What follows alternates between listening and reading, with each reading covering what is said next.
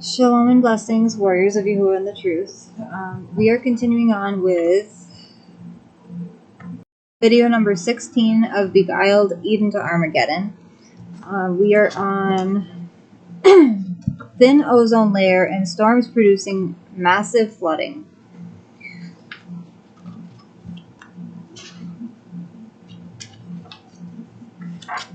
One second, I apologize. Okay. Alright. During December 2011, a Russian research vessel was surveying off the coast of eastern Siberia's Arctic shelf and found hundreds of methane fountains, some more than a kilometer wide. Scientists aboard said the emissions of methane were going directly into the atmosphere and were on a scale never seen before because there were so many of them. Such prevalence of these emissions over a short time causes rapid climate change. A gigantic area of depleted ozone formed over our North Pole in 2011 and was blamed for the fastest thinning of ice ever recorded there.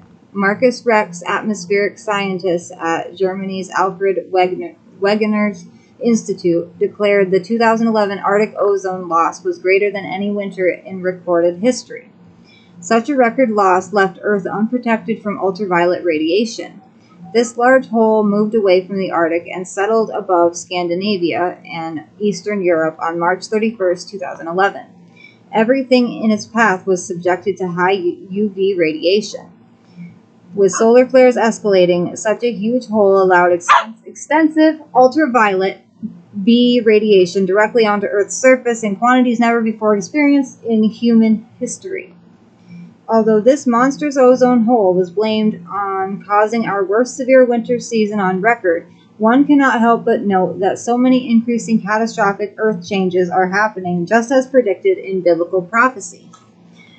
As the Arctic Circle's ice and snow began melting at a faster degree than normal, it prompted the International Arctic Monitoring and Assessment Program to raise their previous projections for global sea levels. According to their May 2011 report, the past 6 years had produced the Arctic's highest temperatures ever recorded since documentation began in 1880. Their forecast because of this predicted a dramatic rise in sea levels over the next several years, which will potentially become catastrophic for coastal areas and all islands. By 2012, the Arctic was melting even faster and Greenland was almost totally ice-free. Sea levels rose and coastal flooding was witnessed firsthand, just as predicted during Hurricane Sandy's devastation to the East Coast on October 30th, 2012. During April and May 2011, the Mississippi River reached its great flood on 1927's record levels, forcing thousands to abandon their homes from Illinois to Louisiana. Levees built after the 1927 flood had to be opened in places to ease Mississippi's rising water as it was about to go over their walls. Water was diverted away from large cities, but inundated huge farmlands and small towns with up to 20 feet in areas that had never seen flooding. Those in its path were told to get out and get out now. Just a few weeks later, during June 2011, the Missouri River began flooding. This was due to record snowfall and serious rainstorms that caused the river to reach maximum capacity, and like the Mississippi, put strain on its reservoirs, forcing them to have to be released. Both the Mississippi and Missouri rivers displaced an enormous amount of water in an area called the New Madrid Fault Zone. This fault being severely stressed, placed tremendous pressure on Earth's tectonic plates. When these plates shift, serious consequences can occur, with such massive flooding causing fluid displacement in an area where large amounts of oil had also been displaced due to BP's oil spill of more than 5 million barrels definitely is cause for concern. In fact, the largest earthquake in USA history, an 8.6, hit this vicinity in 1811, followed by 3 more quakes over 3 months into 1812. These quakes at that time caused the Mississippi River to literally run backwards. Today, with so many nuclear power plants along this area, Japan's quake will look like a grasshopper to the behemoth quake that awaits our United States. It is no longer a matter of if it will happen, but when it is going to happen. Flooding is predicted to occur near the end of the age, and it is becoming more commonplace with storms that are damaging countries worldwide and producing serious stress on Earth's crust. Reports of strange pestilences. Unusual pestilences began making news March 23, 2011. Millions of water beetles swarmed Australia's Gold Coast. Such a strange phenomenon had never occurred there because of any given night. The most one might see were 3 or 4 beetles. Griffith University entomologist Professor Clyde Wild could give no legitimate reason for this rare infestation located at the beach because beetles live in fresh water and not salt water. Many people reported beetles falling out of the sky dead and littering large areas of streets and sidewalks, as well as manifesting around streetlights. What took these beetles outside of their normal habitat? Scientists were left scratching their heads. A huge migration of rats was noted in Australia April 7, 2011. Rats were seen in areas of Australia they had never migrated to before, and their sheer numbers were considered an unusual phenomenon. Earlier floods in Australia were blamed for this later swarm of rats. Toes. But could not be proved as an exact cause. The strange movement of animals continued April 23, 2011, when hordes of lemmings began leaving mountains in Sweden in a mass exodus to valleys below. This rodent proliferation was blamed on hot weather. Then, during May 2011, an outbreak of the worst case of love bugs in recent memory took over central Florida. Strange, unexplainable phenomena had actually been noted earlier in various places worldwide when, in January 2011, 3 two-headed calves were born in the Republic of Georgia, Colombia, and Armenia. Several days later, a two-headed, 7-legged camel was born in Saudi Arabia. That same week, a conjoined twin lamb was born in Swink, Colorado, with 3 eyes, 4 ears, 2 tails, 8 legs, 1 nose, and a mouth. Then, Lajamanu, Australia, had fish fall from the sky March 4, 2011. Hundreds of just one kind of fish called spangled perch hit the ground alive, falling from the sky. Yet this town is a desert, outback community, 326 miles from its nearest river. The incident was blamed on a possible tornado, but the sky was clear. It is also very strange that this so-called intelligent tornado only soaked up just perch. Imagine that. A tornado that picks and chooses? I don't think so. Meteorologists claim these fish were alive because the vortex froze them and then they fell out of the sky as the tornado dissipated. Fish had also fallen from the sky before in the same area during 1974 and 2004 without explanation, but was also blamed on weather. An even stranger incident happened April 2nd, 2011, when a physical education class at Galashiels Academy in Scotland was doused with worms raining from the sky. Hundreds of worms fell from a clear, calm, and cloudless sky onto children and their teacher.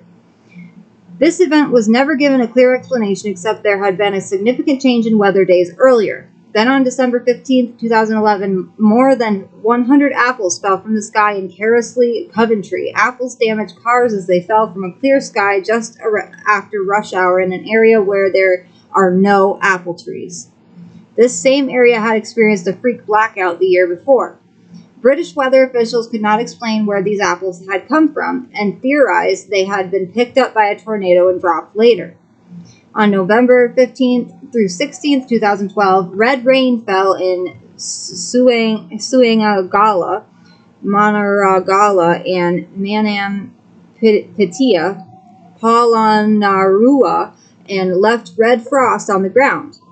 No explanation was found as the area had no sandstorms or meteor showers, and the air was not acidic there. Since 2001, India was experiencing red rain that has now been blamed on a microorganism without DNA, with some scientists referring to it as alien.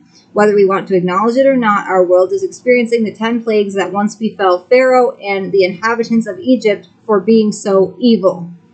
The following plagues are recorded as real events in Exodus chapters 7 through 12. Water turned to blood, swarms of frogs, lice, flies, and death to cattle, boils, thunder and hail, locusts, darkness, and the firstborn slain. Does this all sound a bit like the evening news? Next time we will be reading Droughts and Fires Raging Worldwide. But about this story we read today, that is so strange. Stuff falling from the sky, animals being born with multiple extra parts. That's very unusual, and it sounds like prophecy, scriptural prophecy. So this book, I am very, very happy that I got it to read to you guys. It's very important for this information to get out there, or nobody would know about it unless you lived in those areas. So now it's time to praise Yahuwah. Torah Rabbah Abba Yahuwah. Torah Rabbah Abba Yahuwah. Hallelujah. Hallelujah.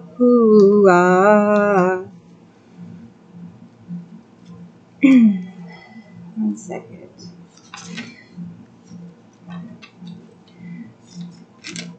Yahuwah is with me. Yahuwah is for me. Yahuwah is greater than all of these things. If Elohim is for me, then who can be against me?